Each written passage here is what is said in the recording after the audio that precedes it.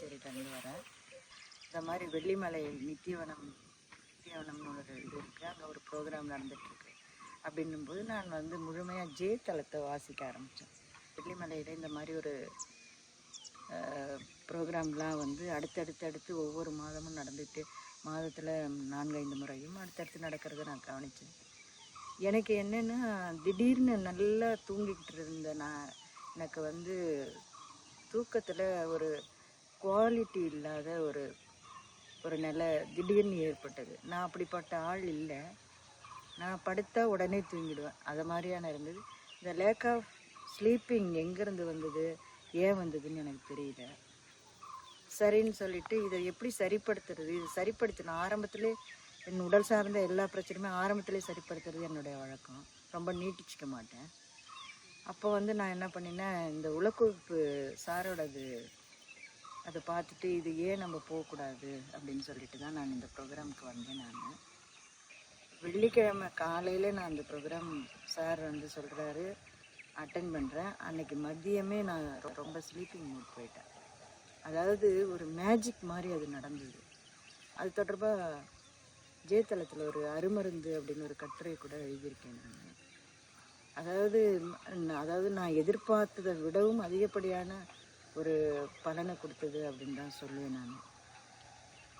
அது மட்டும் இல்லாமல் தியானம், இந்த தியான முறைகள் வந்து ஆல்ரெடி நான் வந்து வீட்டில் மூச்சு பயிற்சி பண்ணிகிட்டு இருந்தேன், ஃபிசிக்கல் எக்ஸசைஸ் பண்ணிகிட்டு இருந்தேன். இப்போ இதை கற்றுன்ட்டு போய் நான் ரெகுலராக பண்ண காலையில் பார்த்திங்கன்னா ஒரு 1.5 மணி நேரம் நான் இதுக்காகவே செலவிடுறேன். அது வந்து அன்னைக்கு முழுக்கவே எனக்கு ரொம்ப எனர்ஜெட்டிக்காக இருக்குது. எல்லாத்தையும் ஈஸியாக ஹேண்டில் பண்ண முடிஞ்சுது, எல்லாத்தையும் ஈஸியாக புரிஞ்சுக்க முடிஞ்சுது. இதெல்லாமே இதனுடைய ப்ளஸ் தான். அதாவது இப்போ என்னோடய சுவாசம் மாதிரி ஆயிடுச்சு. கண்டினியூஸாக முன்னாடி வாசிக்க முடியாமல் இருந்தது. இப்போ அட்டி ஸ்ட்ரெச்சில் ஒரு 2 நாளில் இருக்கணி வாசித்தேன்னே பார்த்துக்கோங்களேன். அதெல்லாமே இதனால் வந்த விஷயம்தான் நான் நினைக்கிறேன். அடுத்த பயிற்சி வகுப்பு ஆரம்பிக்க போகிறாங்கன்னொடனே ஆளாக நான் தான் புக் பண்ணினேன்.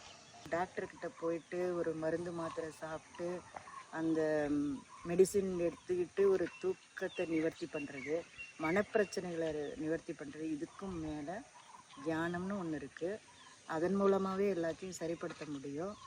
இந்த ப்ரோக்ராம் வந்து நான் ப்ரெஸ்கிரைப் பண்ணணும் இல்லை யாருக்காவது சொல்லணும்னா, இந்த சீனியர் சிட்டிசன்ஸ் வந்து ஆஃப்டர் ஒர்க் பண்ணிவிட்டு ரிட்டையர் ஆனவங்களுக்கு கண்டிப்பாக இது வந்து ஒரு பெஸ்ட்டு மெடிசின் அப்படின்னு தான் நான் சொல்வேன். நான் எங்கே இருக்கிற யங்ஸ்டர்ஸ்லாம் போய் வீட்டில் இருக்கிற அம்மா அப்பாவை முதல்ல கூட்டிகிட்டு வாங்க. இந்த ப்ரோக்ராமுக்கு முதல்ல அவங்கள கூட்டிகிட்டு வாங்க. அதுதான் மெயின். நான் அவங்கள அதுக்கு ஒரு வேண்டுகோளாக வைக்கிறேன். நான் அவங்கள கூட்டிகிட்டு வந்து இதை மாதிரி ஒன்று இருக்குது அப்படின்னா அவங்களுக்கு வந்து எனக்கு இங்கே வலிக்குது, அங்கே வலிக்குது, மனசு வலிக்குது, எல்லாமே வலிக்கும் மூத்த குடிமக்களுக்கு. அவங்க அதிலேருந்து ரிலீஸ் ஆகிறதுக்கு ஒரு சிறந்த ஒரு பயிற்சி இடமாக தான் நான் இதை பார்க்குறேன்.